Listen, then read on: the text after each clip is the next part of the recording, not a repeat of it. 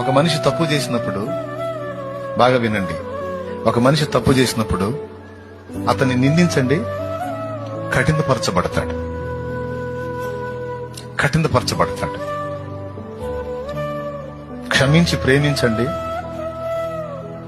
పశ్చాత్తాపడతాడు. ఎంతమంది ఒప్పుకుంటారు? ఎంతమంది ఒప్పుకుంటారు? నిజంగా ఒప్పుకుంటారా మీరు? నిందించండి, మీరు నువ్వు తేడా నిందించండి, కఠినపరచబడతారు. నేను తేడా అంటే నేను తేడా చేయని వాళ్ళు ఎవరున్నారు? అందరు తేడానే అని ఇంకా కఠినపరచబడి దుర్మార్గంగా మారిపోతారు. కానీ క్షమించి ప్రేమించండి, ప్రేమించి క్షమించండి.